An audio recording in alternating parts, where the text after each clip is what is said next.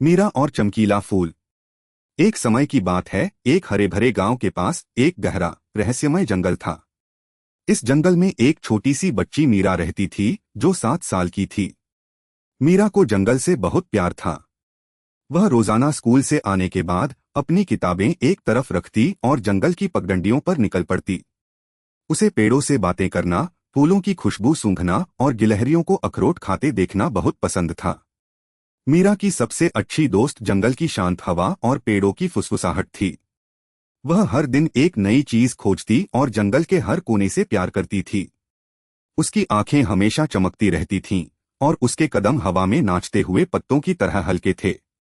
Scene 1, Meera और उसका प्रिय जंगल। मीरा को जंगल में घूमना बहुत अच्छा लगता था। वह कभी रंग बिरंगी तितलियों का पीछा करती, तो कभी छोटे छोटे झरनों के पास बैठकर पानी की कलकल सुनती। जंगल में एक खास जगह थी जहां एक बहुत ही पुराना और चमकीला फूल खिलता था। यह फूल साधारण नहीं था। यह रात में भी धीरे धीरे चमकता था और जंगल के बाकी सभी फूलों को अपनी चमक से रोशन करता था। जंगल के जानवर और पेड़ पौधे सभी इस फूल को चमकीला फूल कहते थे और इसे बहुत पवित्र मानते थे। मीरा को भी यह फूल बहुत पसंद था। वह अक्सर इसके पास घंटों बैठी रहती और उसकी चमक को देखती रहती। उसे लगता था जैसे फूल उससे बातें कर रहा हो। वह हमेशा फूलों की देखभाल करती और आसपास की जमीन साफ रखती। सीन 2, मुरझाता चमकीला फूल। एक सुबह जब मीरा हमेशा की तरह चमकीले फूल के पास पहुंची, तो वह हैरान रह गई। फूल अपनी चमक खो चुका था। उसकी पंखुड़ियां मुरझाई हुई थीं और रंग फीका पड़ गया था। फूल का सुनहरा रंग अब भूरा हो गया था और उसकी चमक लगभग गायब हो चुकी थी। मीरा का दिल बैठ गया। उसने फूल को छूकर देखा, वह बहुत ठंडा था। उसे लगा जैसे जंगल का दिल दुखी हो गया हो। उसने आज तक कभी उस फूल को इस हालत में नहीं देखा था। यह देखकर मीरा की आंखों में आंसू आ गए। वह सोच में पड़ गई कि आखिर इस फूल को क्या हो गया है और वह इसे कैसे ठीक कर सकती है। उसने देखा कि जंगल के अन्य फूल भी थोड़े सुस्त लग रहे थे, मानो वे भी चमकीले फूल के दुख में शामिल हों। सीन 3, गिलहरी दादा से मुलाकात। मीरा उदास होकर वहीं बैठ गई। तभी उसे पास के एक पेड़ से एक आवाज सुनाई दी, क्या हुआ नन्ही मीरा? तुम इतनी दुखी क्यों हो? मीरा ने ऊपर देखा। पेड़ की डाल पर एक बूढ़ा बुद्धिमान गिलहरी बैठा था, जिसकी सफेद मूछें थीं और आंखें बहुत गहरी थीं। यह गिलहरी दादा थे, जो जंगल के सबसे पुराने और सबसे समझदार जानवर थे। मीरा उन्हें अपनी दोस्त मानती थी। मीरा ने उदास स्वर में कहा, गिलहरी दादा देखिए ना, चमकीला फूल मुरझा गया है। अब यह चमकता नहीं। मुझे डर है कि अगर यह पूरी तरह से मुरझा गया तो क्या होगा? गिलहरी दादा नीचे कूदकर आए और मीरा के पास बैठ गए। उन्होंने फूल को ध्यान से देखा और एक लंबी सांस ली। गिलहरी दादा की आंखों में भी चिंता झलक रही थी। सीन 4, चमकीले फूल का रहस्य और खोज। गिलहरी दादा ने मीरा को समझाया, मीरा, यह चमकीला फूल जंगल की आत्मा है। यह केवल पानी और धूप से नहीं जीता। इसे 3 खास चीजों की जरूरत होती है, हंसता हुआ पत्ता, चांदनी का अमृत और गाना गाने वाला पत्थर। अगर इनमें से कोई एक चीज भी कम पड़ जाए तो यह फूल अपनी चमक खो देता है। लगता है बहुत समय से इन चीजों को फूल तक पहुंचाया नहीं गया है। मीरा ने पूछा, लेकिन ये चीजें कहाँ मिलेंगी? गिलहरी दादा ने मुस्कुराते हुए कहा, ये जंगल में ही कहीं छिपी हैं। यह एक कठिन खोज है, लेकिन अगर तुम हिम्मत और लगन से काम लो तो तुम जरूर सफल होगी। मीरा की आंखों में उम्मीद की एक नई किरण जगी। वह तुरंत तैयार हो गई। सीन 5, हंसते हुए पत्ते की खोज। तो हमारी पहली चीज है हंसता हुआ पत्ता, गिलहरी दादा ने कहा। वह जंगल के उस हिस्से में मिलेगा जहां इंद्रधनुषी तितलियां नाचती हैं। मीरा और गिलहरी दादा जंगल के गहरे हिस्से की ओर चल पड़े। रास्ता बहुत घुमावदार था और पेड़ों की जड़ें जमीन से बाहर निकली हुई थीं। मीरा ध्यान से हर जगह देखती हुई चल रही थी। थोड़ी देर बाद उन्हें एक खुली जगह मिली जहां अनगिनत रंग बिरंगी तितलियां हवा में उड़ रही थीं। वहां एक छोटा सा पौधा था जिस पर एक पत्ता हंस रहा था।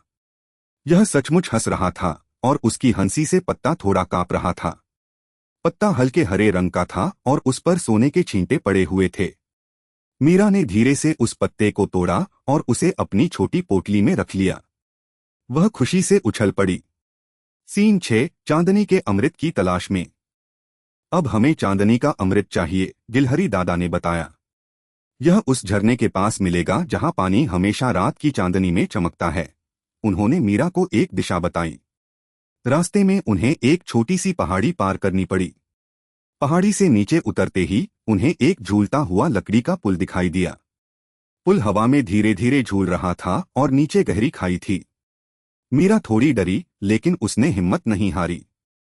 गिलहरी दादा ने कहा, न डरना मीरा, धैर्य से काम लो। मीरा ने धीरे धीरे एक एक कदम आगे बढ़ाया। अंत में वह पुल पार कर गई। पुल के पार उन्हें एक छोटा सा झरना दिखा, जिसका पानी रात की चांदनी में भी चमक रहा था। मीरा ने एक छोटी सी बोतल में वह अमृत भर लिया। सीन 7 गाना गाने वाला पत्थर ढूंढना। हमारी आखिरी चीज है गाना गाने वाला पत्थर, गिलहरी दादा ने कहा। यह जंगल के सबसे शांत कोने में छिपा है, जहां केवल सुबह की पहली किरणें पहुंचती हैं। वे जंगल के उस हिस्से की ओर बढ़े जहां पेड़ इतने घने थे कि दिन में भी अंधेरा रहता था। मीरा और गिलहरी दादा चुपचाप चल रहे थे ताकि किसी को पता न चले। वे बहुत देर तक चले। अंत में उन्हें एक छोटी सी गुफा दिखाई दी। गुफा के अंदर एक बड़ा चिकना पत्थर पड़ा था। जैसे ही सुबह की पहली किरण पत्थर पर पड़ी, उसमें से एक मधुर संगीत निकलने लगा। संगीत इतना प्यारा था कि मीरा अपनी आंखें बंद करके उसे सुनती रही। मीरा ने धीरे से उस पत्थर को उठाया। पत्थर गर्म और जीवंत लग रहा था। सीन 8 सभी सामग्री इकट्ठा हुई। मीरा ने हंसता हुआ पत्ता, चांदनी का अमृत और गाना गाने वाला पत्थर, तीनों चीजें अपनी पोटली में रख ली थीं। वह थोड़ी थकी हुई थी, लेकिन उसका दिल खुशी से झूम रहा था। उसने गिलहरी दादा की ओर देखा और मुस्कुराते हुए कहा, गिलहरी दादा, हमने कर दिखाया। गिलहरी दादा ने भी गर्व से सिर हिलाया। हाँ मेरी नन्ही दोस्त, अब हमें बस चमकीले फूल तक वापस पहुंचना है। वे दोनों तेजी से चमकीले फूल की ओर लौटने लगे। रास्ते में मीरा ने अपनी पोटली को कसकर पकड़ा हुआ था ताकि कोई भी चीज गिर न जाए। वह सोच रही थी कि कैसे इन जादुई चीजों से चमकीला फूल फिर से चमकने लगेगा। उसकी कल्पना में फूल एक बार फिर अपनी पूरी भव्यता के साथ चमक रहा था। सीन 9 चमकीले फूल को नया जीवन। जैसे ही वे चमकीले फूल के पास पहुंचे, मीरा ने देखा कि फूल और भी मुरझा गया था। गिलहरी दादा ने समझाया, अब हमें इन चीजों को सही तरीके से इस्तेमाल करना होगा। सबसे पहले मीरा ने हंसता हुआ पत्ता फूल की जड़ में रखा। पत्ता धीरे धीरे घुल गया और फूल की जड़ों में समा गया। फिर उसने चांदनी का अमृत धीरे धीरे फूल पर छिड़का। अमृत की बूंदें फूल पर मोती की तरह चमकने लगीं। अंत में उसने गाना गाने वाला पत्थर फूल के ठीक बगल में रख दिया। पत्थर से एक धीमी मधुर धुन निकलने लगी जो फूल को घेरने लगी। मीरा और गिलहरी दादा ने अपनी आंखें बंद कर लीं और इंतजार करने लगे। सीन 10 फूल फिर से चमका।